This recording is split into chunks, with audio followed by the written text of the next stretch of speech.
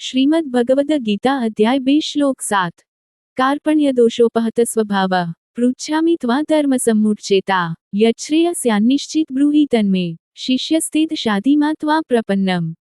હું કિંકર્તવ્ય વિમૂઢ થઈ ગયો છું તેમજ ચિંતા અને કાયરતાથી ગ્રસ્ત થઈ ગયો છું। હું આપનો શિષ્ય છું તેમજ આપને શરણાગત છું। કૃપા કરીને નિશ્ચિતપણે ઉપદેશ આપો કે મારા માટે શું શ્રેષ્ઠ છે। ભગવદ ગીતાની આ અત્યંત મહત્વપૂર્ણ ક્ષણ છે કે જ્યારે સૌ પ્રથમ વાર અર્જુન, જે શ્રી કૃષ્ણનો મિત્ર અને પિતરાઈ ભાઈ છે, તેમને પોતાના ગુરુ બનવા પ્રાર્થના કરે છે। અર્જુન શ્રી કૃષ્ણને આજીજી કરે છે કે તેના પર કાર્પણ્ય દોષ હાવી થઈ ગયો છે, એટલે કે તેના આચરણમાં કાયરતાનો દોષ છે અને તેથી તે ભગવાનને તેમના ગુરુ બનવા તેમજ કલ્યાણના પથ અંગે ઉપદેશ આપવા પ્રાર્થના કરે છે। સર્વ વૈદિક શાસ્ત્રો એક જ સ્વરે ઘોષણા કરે છે કે એક આધ્યાત્મિક ગુરુના માધ્યમથી આપણે પોતાના શાશ્વત કલ્યાણ માટે દિવ્ય જ્ઞાન પ્રાપ્ત કરીએ છીએ। તદ્વિજ્ઞાનાર્થ સ ગુરુમેવાભિગચ્છેત સમિત પાણી શ્રોત્રિયં બ્રહ્મનિષ્ઠમ મુંડકોપનિષદ 1 ફેબ્રુઆરી 12। પૂર્ણ સત્ય જાણવા માટે એવા ગુરુના શરણે જાવ, જે શ્રોત્રિય બ્રહ્મનિષ્ઠ અર્થાત વેદોના જ્ઞાતા હોય તેમજ ભગવદ પ્રાપ્ત હોય। તસ્માદ ગુરુ પ્રપદ્યેત જિજ્ઞાસુ શ્રેયોત્તમમ। શાબ્દિ પરે ચ નિષ્ણાત બ્રહ્મણ્યુક્ષ્માશ્રયમ ભાગવતમ 11 માર્ચ 21।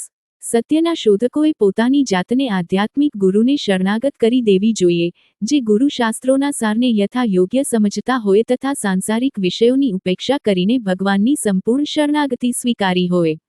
રામચરિત માનસ કહે છે, ગુરુ બીનું ભવ નિધિ તરઈ ન કોઈ, જો બિરંચી શંકર સમ હોય। ઉત્કૃષ્ટ આધ્યાત્મિક અભિલાષીઓ પણ ગુરુકૃપા વિના સંસાર સાગર પાર કરી શકતા નથી। સ્વયં શ્રી કૃષ્ણએ ભગવદ ગીતાના શ્લોક 4.34માં વર્ણન કર્યું છે, આધ્યાત્મિક ગુરુના શરણે જઈને સત્યનું જ્ઞાન મેળવો। આદરપૂર્વક પૃચ્છા કરો અને શ્રદ્ધાપૂર્વક તેમની સેવા કરો। આવા તત્વદર્શી સંત તમને જ્ઞાન આપશે, કારણ કે તેમણે સત્યને જાણ્યું છે। જ્ઞાનની પ્રાપ્તિ માટે ગુરુનો સ્વીકાર કરવાની આવશ્યકતાનું નિદર્શન કરવા શ્રી કૃષ્ણએ સ્વયં આ પગલું ભર્યું હતું। તેમની યુવાવસ્થામાં તેઓ સાંદીપની મુનિના આશ્રમમાં તેમની પાસે 64 વિદ્યાઓ શીખવા ગયા હતા।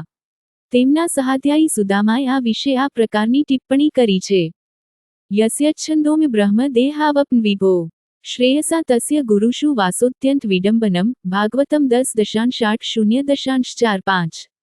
હે શ્રી કૃષ્ણ, વેદો આપના શરીર સમાન છે, જે જ્ઞાનનું આપ આધિપત્ય ધરાવો છો, તેમાંથી પ્રગટ થયા છે।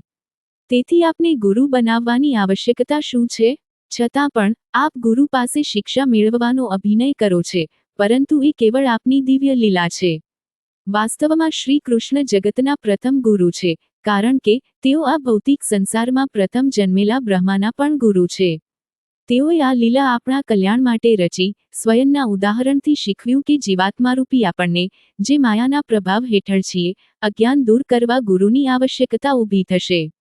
આ શ્લોકમાં અર્જુન એક શિષ્ય તરીકે શ્રી કૃષ્ણ સમક્ષ આત્મસમર્પણ કરે છે અને તેમનો ગુરુ તરીકે સ્વીકાર કરીને કર્મના ઉચિત પથ અંગે જ્ઞાન પ્રદાન કરવા વિનંતી કરે છે।